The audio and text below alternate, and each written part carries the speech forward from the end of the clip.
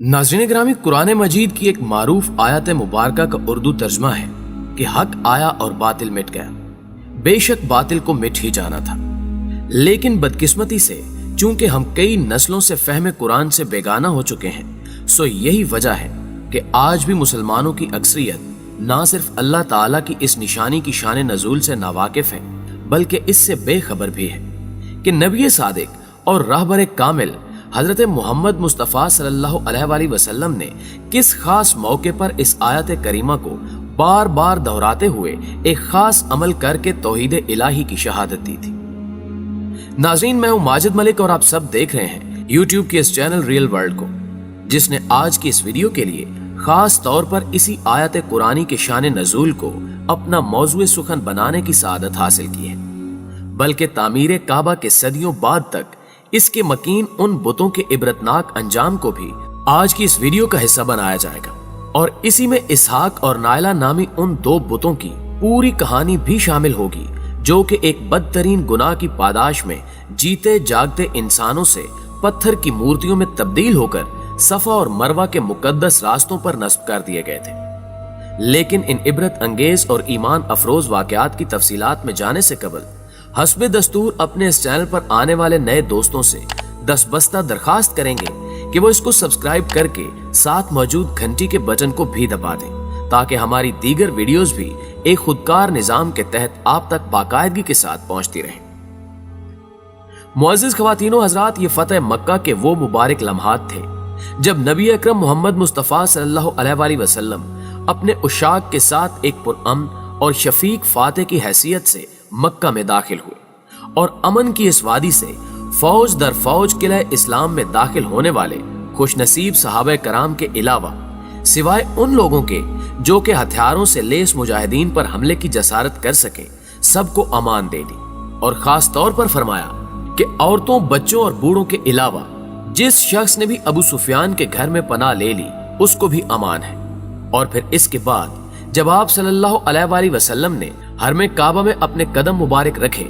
तो वहां पर मौजूद बुत, जिनकी तादाद तारीख में 360 तक बताई जाती है, को जनाबे अली अल मुर्तजा रज़ी अल्लाह ताला अन्हु के साथ तोड़ने का मुबारक काम शुरू किया।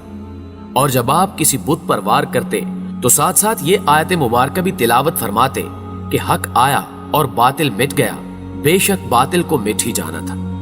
और नाज़रीन, जब आप सल्लल्लाहु अलैहि वसल्लम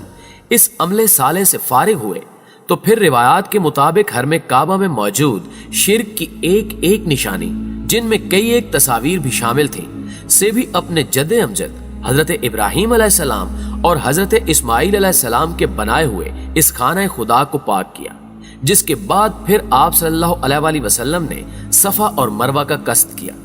जहां दो बुत नायला और इसहाक के नाम से मौजूद थे।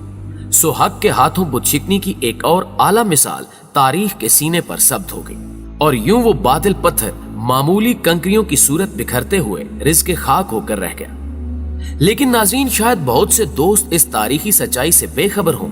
कि नायला और इसहाक के बज़ाहिर पत्थर के नजर आने वाले ये बुत इंसानी हाथों से तराशे हुए सनम नहीं, बल्कि दो जिंदा इंसानों के मुजस्मे थे, जो कि एक गलीज गुनाह की पादाश में पत्थर के बना दिए गए, और फिर सदियों तक शिर्क और जिल्लत के बदतरीन सबब की सूरत यहां मौजूद रहे। लेकिन आज हम इस तारीखी वाक़े से अपने दोस्तों को आगाह जरूर करेंगे कि इसके नीचे कौन सी दास्तान दफन है। मोहतरम नाज़रीन ग्रामी, तारीख की मुस्तनद किताबों के मुताबिक मक्का में हजरत इब्राहीम अलैहिस्सलाम और आप अलैहिस्सलाम के साहिबजादे जनाब इस्माईल अलैहिस्सलाम के हाथों खाना खुदा की तामीर के वक्त यहाँ कोई इंसानी आबादी नहीं थी, और न ही यहाँ पानी मुयस्सर था। लेकिन फिर काफी वक्त गुजर जाने के बाद सबसे पहले कबीले जरहम ने यहां आकर इस मुकद्दस शहर को आबाद किया, और बाद अज़ां इम्तिदाद ज़माना की बदौलत उन्हें यहां से हिजरत करके यमन मुंतकिल होना पड़ा। मगर इस दौरान हज की इबादत का आगाज हो चुका था, और ये लोग हर साल यमन से इस फरीजे की अदायगी के लिए यहां आया करते थे। इसी तसलसल के साथ एक दफा यमन से एक काफिला हज के लिए आया, जिनमें एक इसहाक नामी मर्द और नायला नामी औरत भी शामिल थी।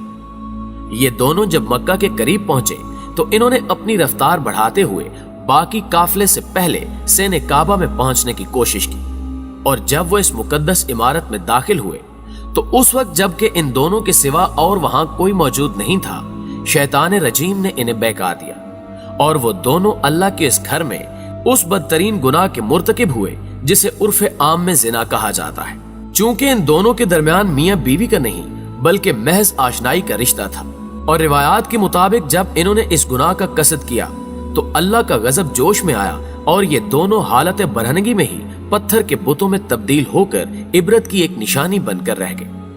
اور جب اہل قافلہ کعبہ میں پہنچے اور ان دونوں کے اس عبرت انگیز انجام کو دیکھا تو انہوں نے ان میں سے ایک کو وہاں سے ہٹا کر صفا اور دوسرے کو مروہ کے راستے میں کھڑا کر دیا تاکہ آنے والی نسلیں ان کے انجام سے عبرت پکڑ سکیں۔ اور پھر ایک طویل عرصے تک یہ معمول رہا کہ جب بھی کوئی شخص حج یا عمرے کی نیت سے وہاں جاتا تو وہ ان دونوں کو ایک ایک جوتا رسید کرنا باعث سعادت سمجھتا۔ لیکن کچھ عرصے بعد زائرین نے جوتا مارنے کی سزا کو ترک کر کے انہیں صرف تھپڑ مارنا شروع کر دیے، اور جوں جوں وقت گزرتا رہا ان کی تذلیل کے طریقوں میں بھی تبدیلی آتی رہی، حتیٰ کہ ایک وقت ایسا بھی آیا کہ لوگوں نے ان دونوں بتوں کو محض چھو کر گزرنا شروع کر دیا، جبکہ ان کے بعد آنے والی نسلوں نے ان بتوں کو مقدس نشانیاں تصور کرتے ہوئے ان کو پوجنا شروع کر دیا۔ اور طلوع اسلام سے پہلے کی تاریخ میں محفوظ مناظر کے مطابق نائلہ اور اسحاق کے بتوں کی نہ صرف باقاعدہ پرستش کی جاتی بلکہ ان کے سامنے جانوروں کی قربانی دے کر دعائیں بھی مانگی جاتی تھی۔ بلکہ اگر زمانہ قدیم کی شہادتوں کو دیکھا جائے تو چشم فلک نے وہ مناظر بھی دیکھے ہیں جب اپنے وقت کا اشرف المخلوقات یعنی حضرت انسان حج کے موقع پر یہاں آ کر برہنہ طواف بھی کیا کرتا تھا،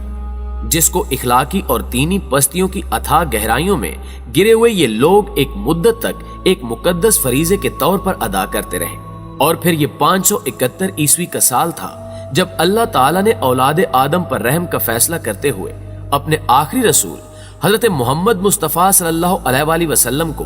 مکہ کی کفر سے بھرپور اس وادی میں بھیجا تاکہ وہ اللہ تعالیٰ کے حکم کی تعمیل کرتے ہوئے جہالت کا سینہ چاک کر کے اس وادی مقدس اور تمام دنیائے عالم کے سینوں کو نور ایمانی سے روشن کر دے۔ ناظرین گرامی، یہ تھی ان دو کافر بتوں کی داستان المناک جس کی شہادت تاریخ، سیرت نبوی صلی اللہ علیہ وآلہ وسلم اور احادیث کی کتابوں میں موجود ہے